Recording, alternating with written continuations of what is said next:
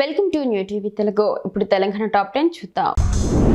కామారెడ్డి జిల్లాలోని నిజాం సాగర్ ప్రాజెక్టు నుంచి పంట సాగు కోసం 4వ విడతగా 2000 క్యూసెక్ల నీటిని విడుదల చేస్తున్నట్లు ఏఈ అక్షయ్ కుమార్ తెలిపారు. ప్రాజెక్టు పూర్తి సామర్థ్యం 17.802 టీఎంసీలు కాగా ప్రస్తుతం 11.478 టీఎంసీల నీటి నిల్వ ఉందని ఆయన వెల్లడించారు.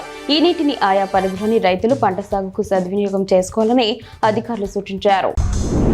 రైతుల ఆదాయం పెంచి వారి కష్టాలను తీర్చే లక్ష్యంతో రాష్ట్రంలో ఆయిల్ పామ్ సాగును ప్రోత్సహిస్తున్నట్లు వ్యవసాయ శాఖ మంత్రి తుమ్మల నాగేశ్వరరావు తెలిపారు. సిద్దిపేట జిల్లా నంగనూరు మండలం నర్మెట్లో 300 కోట్ల రూపాయలతో నిర్మించిన ఆయిల్ పామ్ ఫ్యాక్టరీని ఈ నెల 22న ముఖ్యమంత్రి రేవంత్ రెడ్డి ప్రారంభిస్తారు. ఈ నేపథ్యంలో మంత్రి తుమ్మల, మంత్రి పొన్నం ప్రభాకర్తో కలిసి ఫ్యాక్టరీ ఏర్పాట్లను పరిశీలించారు. ఈ సందర్భంగా మంత్రి మాట్లాడుతూ తుమ్మల నాగేశ్వరరావు మాట్లాడారు. నాగర్ కర్నూలు జిల్లా కల్వకుర్తి పట్టణంతో పాటు మండలంలోని పలు గ్రామాల్లో దట్టమైన పొగమంచు కమ్ముకుంది. వాతావరణ మార్పుల వల్ల వేసవిలోనూ మంచు కురవడంతో వాహనదారులు తీవ్ర ఇబ్బందులు పడ్డారు. దారి కనిపించకపోవడంతో భారీ వాహనాలను రోడ్ల పక్కన నిలిపివేశారు. అకస్మాత్తుగా మారిన వాతావరణంతో ప్రజలు ఆశ్చర్యానికి లోనయ్యారు.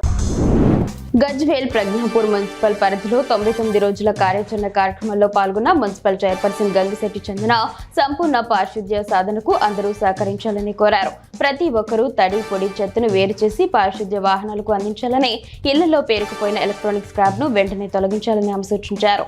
ఈ కార్యక్రమంలో మున్సిపల్ కమిషనర్ వెంకటగోపాల్, కౌన్సిలర్లు పాల్గొన్నారు.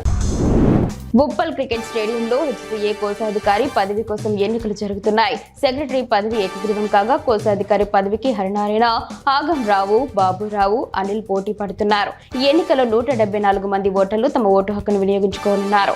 ఎమ్మెల్యే గడ్డం వినోద్ ఓటు వేశారు. ప్లేయర్ల కోటాలో వివిఎస్ లక్ష్మణ్, మిథాలి రాజ్, వెంకటపతి రాజు తదితరులు ఓటు వేయనున్నారు. ఉదయం 10 గంటల నుంచి మధ్యాహ్నం 3 గంటల వరకు పోలింగ్, సాయంత్రం 4 గంటల నుంచి కౌంటింగ్ జరిగి అనంతరం ఫలితాలు ప్రకటిస్తారు. సనత్ నగర్ ఎమ్మెల్యే తలసాని శ్రీనివాస్ యాదవ్ ఆదివారం సనత్ నగర్లోని వినాయక గ్రౌండ్లో team care and share foundation ఆధ్వర్యంలో ఏర్పాటు చేసిన రక్తదాన శిబిరాన్ని ప్రారంభించారు. రక్తదానం ప్రాణాపాయ స్థితిలో ఉన్న వారి ప్రాణాలు కాపాడుతుందని రక్తదానం చేసేందుకు ముందుకొచ్చిన వారిని ఆయన అభినందించారు. మారుతున్న ఆహారపు అలవాట్లు, వాతావరణ మార్పులు, ఆరోగ్యం పట్ల నిర్లక్ష్యం వల్ల అనేక రోగాలు వస్తున్నాయని ఆయన ఆందోళన వ్యక్తం చేశారు. కొణిజర్ల మండలం అంజనాపురంలో గోద్రేజ్ కంపెనీ నిర్మిస్తున్న ఆయిల్ పామ్ ఫ్యాక్టరీ నిర్మాణ పనులను మంత్రి తుమ్మల నాగేశ్వరరావు పరిశీలించారు. పనుల పురోగతిని అడిగి తెలుసుకున్న మంత్రి ఫ్యాక్టరీని వచ్చే నెలాఖరు వరకు రైతులకు అందుబాటులోకి తెచ్చే విధంగా పనులు పూర్తి చేయాలని ఆదేశించారు. సాయంత్రం ఖమ్మంలో జరిగే కార్యక్రమంలో వ్యవసాయ పనిముట్లు యంత్రాలను రైతులకు అందించనున్నారు. కాంగ్రెస్ పార్టీ నాయకులు సతీష్ నరసింగరావు మాట్లాడుతూ కాంగ్రెస్ ప్రభుత్వ హయాంలో మారుమూల గ్రామాలకు మహర్దశ వచ్చిందని పేర్కొన్నారు. కన్నపల్లి మండలం కిస్టాపూర్ గ్రామంలో పాఠశాలలు, అదనపు పాఠశాల భవనం, బోరు, సీసీ రోడ్ నిర్మాణ పనులకు వారు శంకుస్థాపన చేశారు. ఈ కార్యక్రమంలో మండల కాంగ్రెస్ పార్టీ నాయకులు పాల్గొన్నారు. కల్వకుర్తిలో జ్ఞాన సమాజ్ నిర్మాణం లక్ష్యంగా స్వెరోస్ పనిచేస్తున్నాయని కౌన్సిలర్ మబ్బు రామరాజు అన్నారు. మహబూబాబాద్ జిల్లా దంతాలపల్లిలో జరుగుతున్న భీమ్ దీక్ష ప్రారంభానికి వెళ్తున్న స్వెరో ర్యాలీని ఆయన జెండా ఊపి ప్రారంభించారు.